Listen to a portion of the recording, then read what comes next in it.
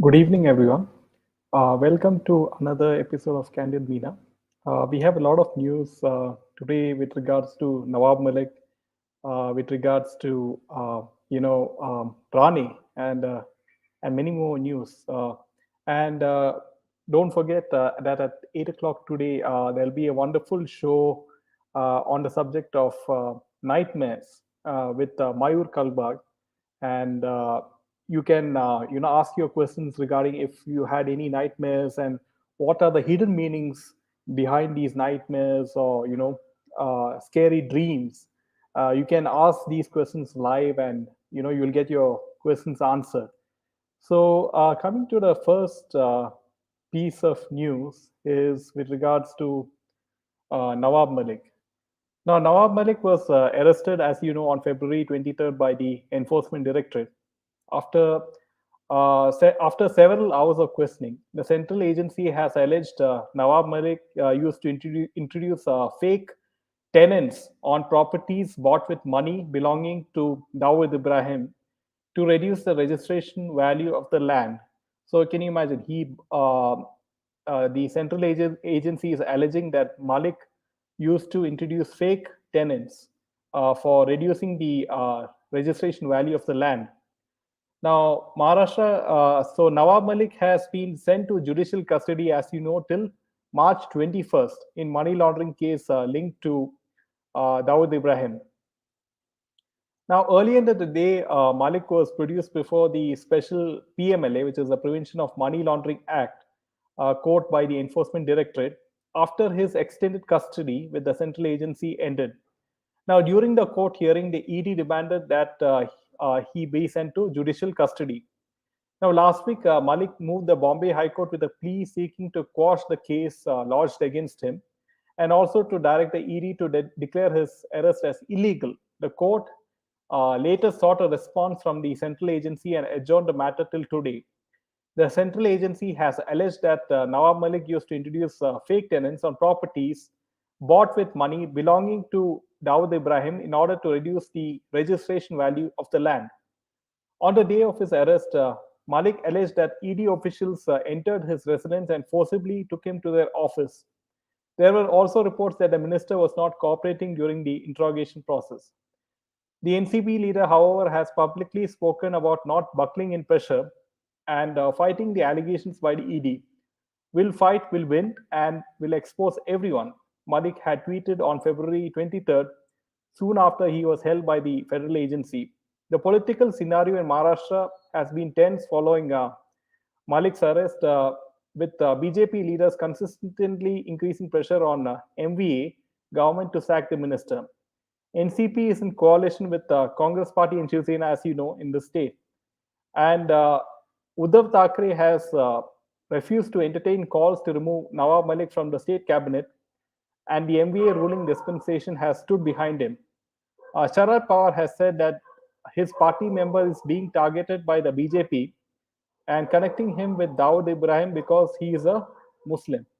So here, Sharad Pawar is trying to play the religion card by, saying that Nawab Malik is, sort of innocent and he's being unfairly targeted by the BJP just because he is Muslim. So all these, political tactics are being played by, the MBA party.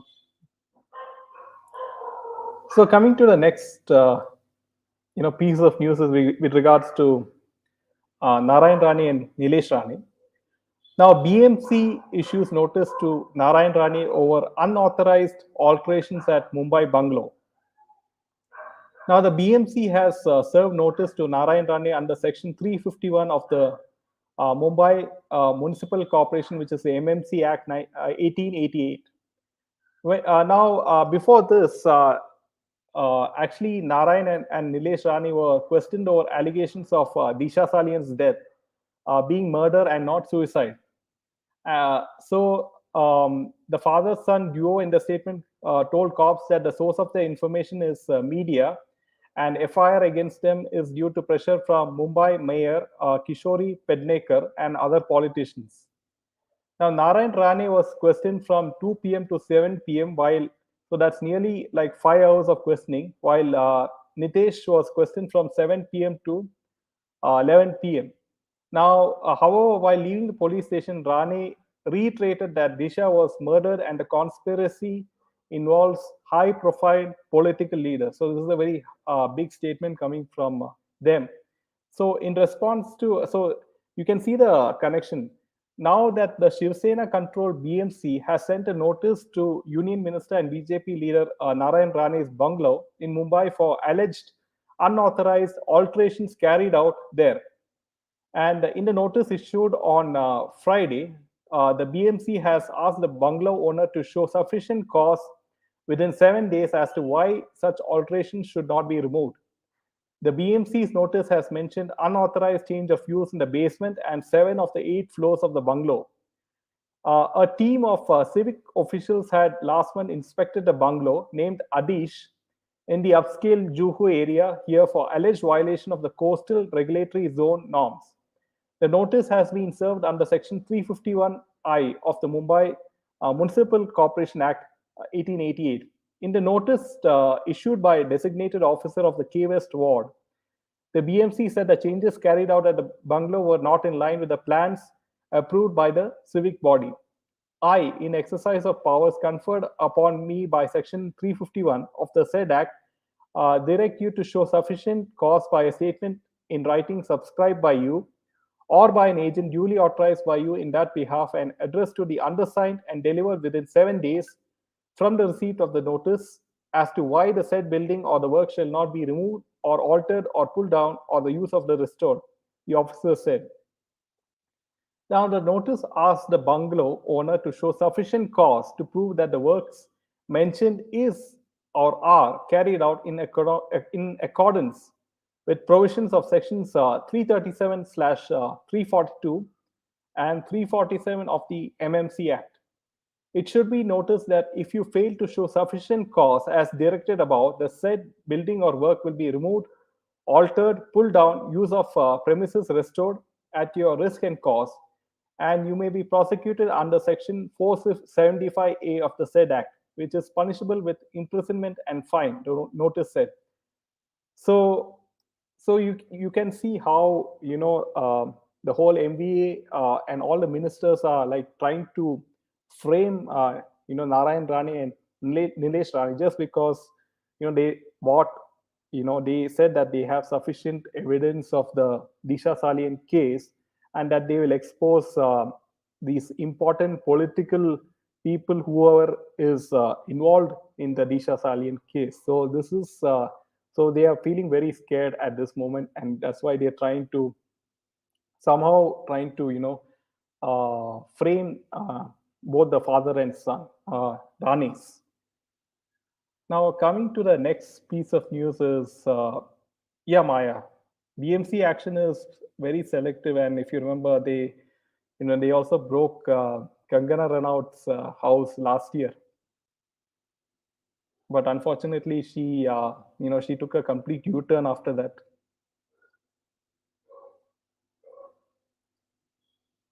Support Bharatiya brand product. Yes, Lakshay Chauhan, especially after the Russian Ukraine war, you can see that USA is putting sanctions on Russia and their like Visa and Mastercard services, the credit card and debit card services are being sort of banned in Russia. So you can imagine that in India we have for Visa and Mastercard we have something called RuPay.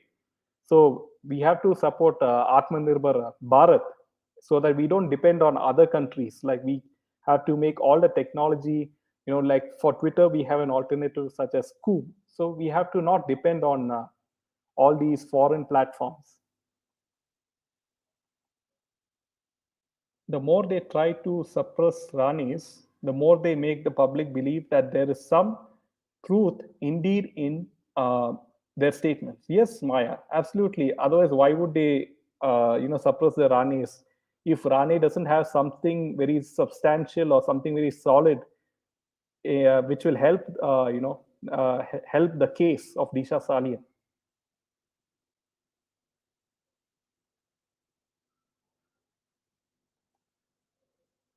Now, coming to the next piece of news is with regards to the Chitra Ram Krishna. You must have seen the interview with M.R. Venkatesh, in which he clearly explains what happened in this particular case or scandal of the NSE, which is the National Stock Exchange. Now, the CBI action comes in the wake of allegations against Ramakrishna that she was sharing confidential information of the boss with the Himalayan yogi that had got Subramaniam appointed in violation of rules. Now, CBI on Sunday arrested Chitra Ramkrishna. She was a former CEO and MD of National Stock Exchange in the 2018 course of Bose manipulation. This is the second high-profile arrest in the case, with the agency last month arresting Anand Subramanian, NSE's former group operating officer and Ramkrishna's deputy and confidant. Ramkrishna has been arrested following questioning and will be produced in a competent court on Monday.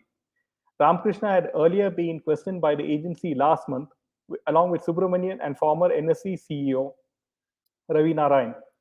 Now, the CBI action comes in the wake of allegations against Ramakrishna that she was sharing confidential information of the boss with a Himalayan yogi and had got Subramanian appointed in violation of rules.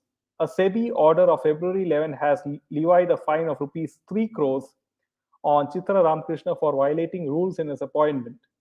According to SEBI, several key decisions taken by Ramkrishna during her tenure as NSE's MD and CEO from the year 2013 to 2016, including Subramaniam's appointment, were guided by an unidentified Paramahamsa who may be largely dwelling in the Himalayan ranges. So again, one thing I find very similar is that they are trying to malign Hindu yogis, Hindu saints, time and time again. Like you can see the left wing brigade, the left wing media, and the left wing cabal. They try their best to project Hindu saints as fraudsters, time and time again. Now, an Ernst and Young audit report has indicated that Yogi may be none other than Subramanian himself. Investigating agencies, however, have not yet reached any conclusion with regards to the yogi's real identity. The CBI's case pertains to charges of some brokers being given preferential access to the NSE's trading system in the form of a co-location facility through which they bought rack space for their servers. According to the agency, these traders obtain faster access to the exchange's data feed. Even a split-second advantage can lead to huge gains. Last month, a CBI team visited the SEBI office in Mumbai and collected documents related to the case, in which it already booked Sanjay Gupta, the owner and promoter of Delhi-based OPG Securities Private Limited, and others. Now, according to the CBI, between 2010 and 2014, Gupta allegedly abused the NSE server architecture in a criminal conspiracy with unknown officials from the exchange. Gupta, with the help of his brother-in-law Aman Kokradi and other unknown persons, managed the data center staff of NSE, who passed the information regarding switching on time of NSE exchange servers. Further, unknown officials of NSE gave OPG Securities Private Limited access to servers which were technologically latest and least crowded at that particular period. This helped OPG Securities Private Limited in being mostly the first one to log on to the exchange server of the NSE, the CBI's FIR said. The allegation of unfair access were first made in January 2015 by a whistleblower who wrote to SEBI. A SEBI Technical Advisory Committee report found that OPG Securities had consistently logged in first on selected servers on most trading days in 2010 to 2014 and had access to servers with better hardware. Gupta is also alleged to have bribed SEBI officials to obtain a favorable assessment. So this is huge, and we really hope that the CBI gets to the bottom of this, and that such things do not happen in a huge stock exchange like the NSE, where people are investing their hard-earned money, and they are investing for a long time. And you also have intraday traders which trade every day, and they are trading with their hard-earned money. And when you have when you hear stories like this, it will only dent investors' confidence, and this should not happen in a huge democratic country like India. And I do hope whoever is responsible is punished with the highest the highest punishment is given out to them. Now, coming to the next piece of news is, if you can believe it or not, yes, our Prime Minister Modi ji spoke to Ukrainian President Zelensky. Now, Modi had a conversation with Ukrainian President Zelensky, and who sought his support in evacuating Indian nationals from the warhead city of Sumy. Now, Ukrainian President Zelensky on Monday tweeted after speaking to the Prime Minister Modi ji on the current situation in his country. Now, informed Prime Minister Modi about Ukraine countering Russian aggression, India appreciates the assistance to its citizens during the war and Ukraine's commitment to direct peaceful dialogue at the highest level. Grateful for the support to the Ukrainian people. That is what Zelensky tweeted. Now, Prime Minister Modi, during his 35-minute conversation with the Ukrainian president, sought his support to evacuate hundreds of Indian students stuck in war zones of Sumy in the eastern Ukraine region. Now, PM Modi is also scheduled to speak to Russian President Vladimir Putin. So now, what I see is that Modi ji can be a perfect, peace maker between both Zelensky and Vladimir Putin. So you can see that time and time again that India has become already a superpower, and can you imagine any other prime minister or president of any other country who can put a complete pause to an ongoing war, that which we saw like Modi ji put a temporary pause on the Russian-Ukraine war just to evacuate the Indian nationals, right?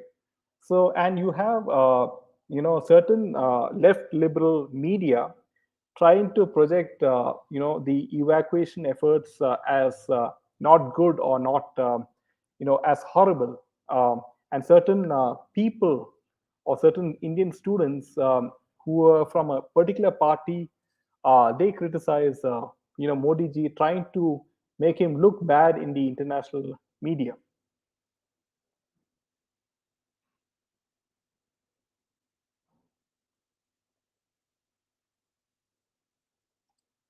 Everyone, please be ready to make our next PM Yogi. Yes, Lakshya, and I'm looking forward to some good news on March 10th when the election is over, and that Yogi ji becomes the CM of UP again.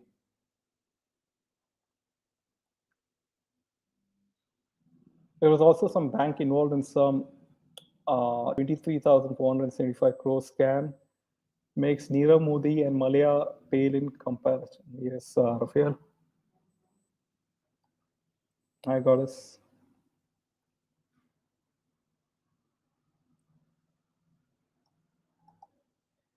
We know who coined the term saffron or Hindu terror. Chitra also taking orders from the yogi for nearly 20 years before she became the CEO of NSE, who had that long stint in finance, commerce, and home. So yeah, we also know who the then finance minister was, Maya, like P. Chidambaram. So like Chidambaram is like a very shrewd politician. He knows the law inside and out, and he knows where the loopholes of the Indian law are. So it is very difficult to sort of. He knows the Indian law inside out, the loopholes, everything. So that's why people are not able to catch him. At least in the legal sense.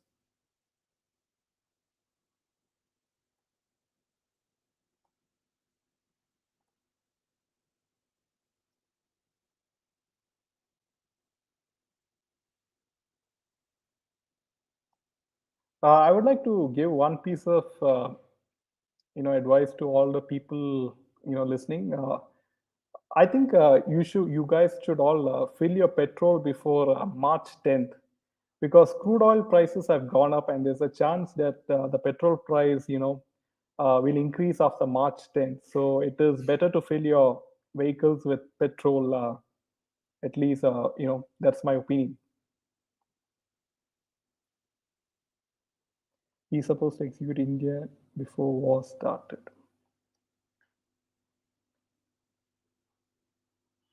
It's not close to 2 years. What are the politicians doing?